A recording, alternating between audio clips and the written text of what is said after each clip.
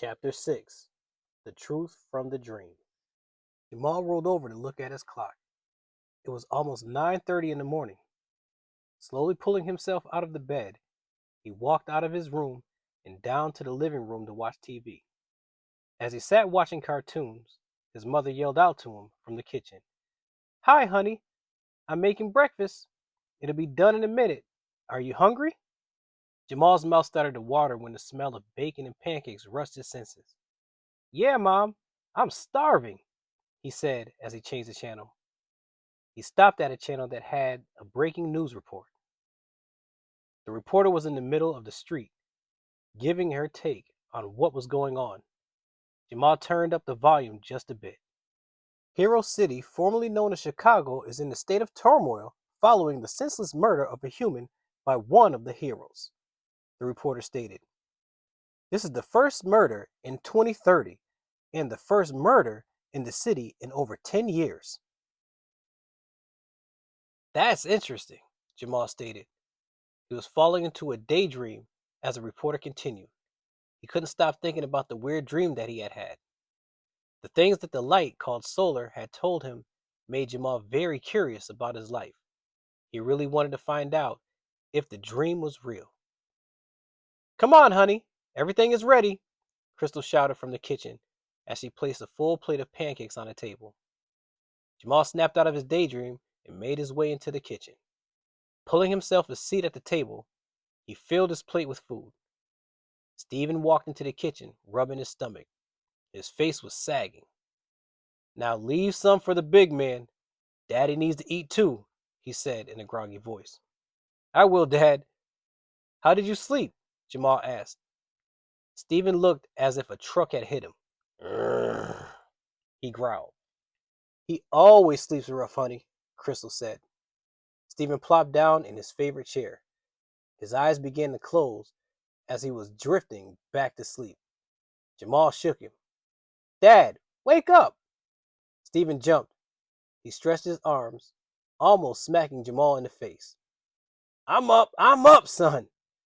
"It's just so hard trying to wake up after getting almost no sleep every night," he said.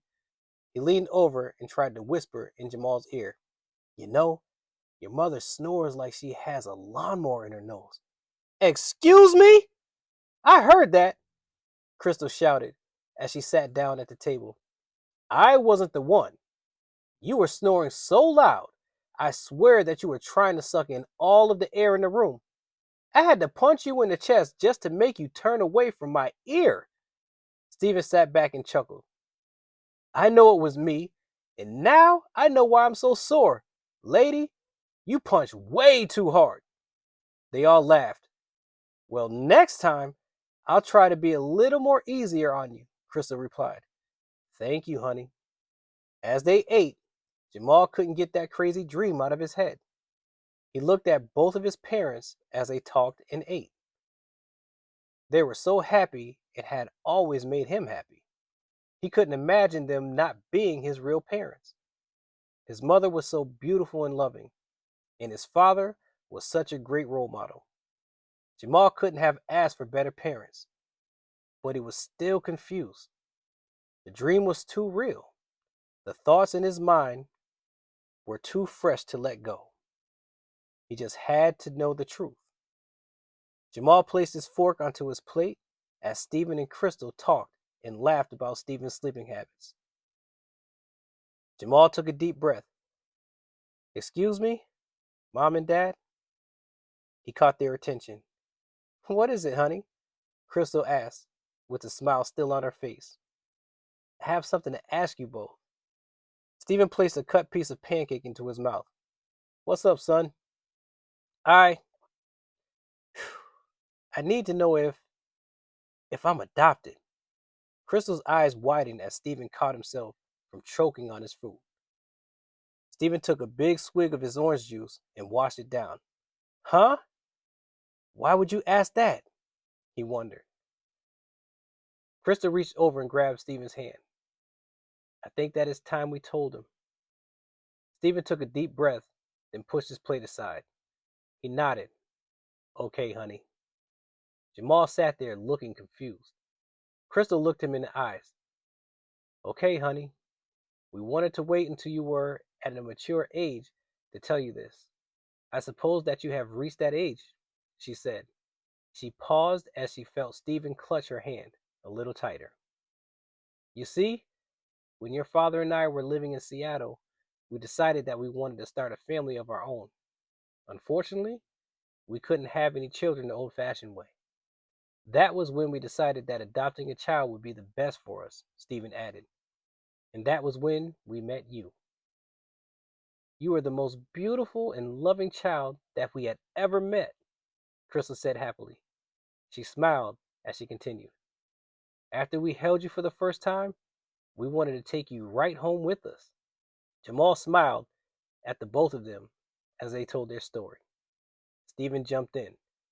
We instantly fell in love with you.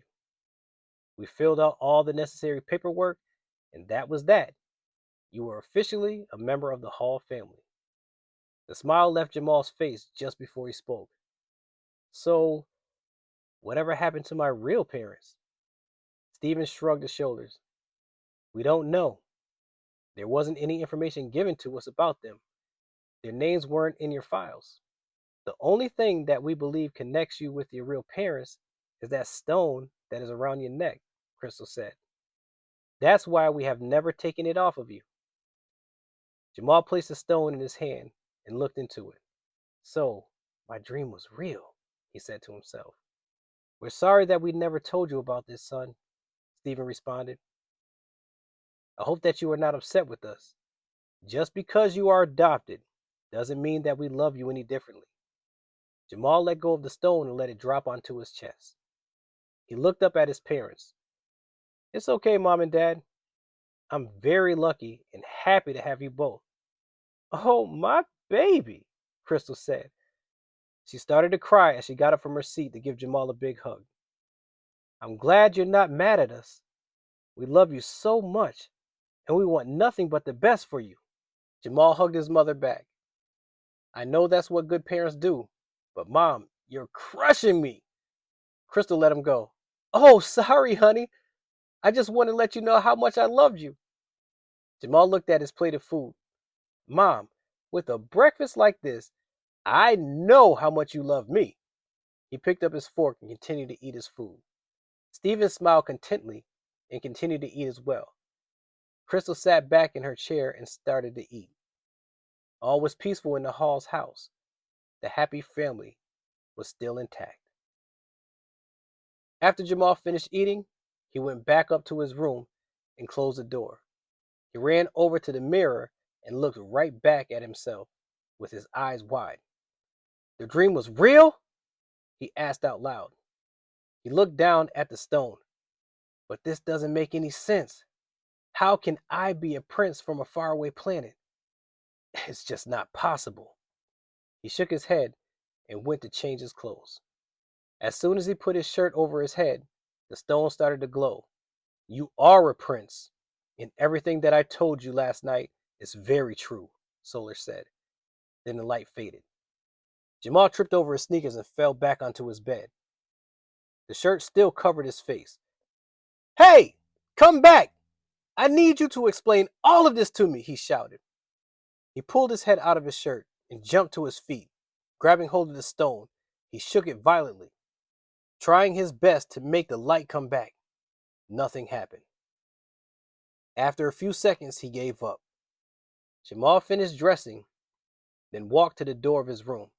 As he did, he tried his best to remember the name that Solar had called him. What was that name? Menudo? Manolo? Manure? He paused for a second. As he opened the door, then it suddenly hit him. That's it! Menzuo! As he opened the door, he saw his father walking by his room, looking at him very confused. Are you okay? Stephen asked him. Huh? Yeah, Dad, I'm fine. Just talking to myself. Stephen nodded and sucked his teeth. Mm-hmm. He continued down the hall into the bathroom. Jamal sighed, then headed down the stairs. Hey, Mom, I'm going over to Jeffrey's house. I'll see you later, okay? All right, honey, have fun, Crystal answered. I will. Love you, Jamal responded as he left the house.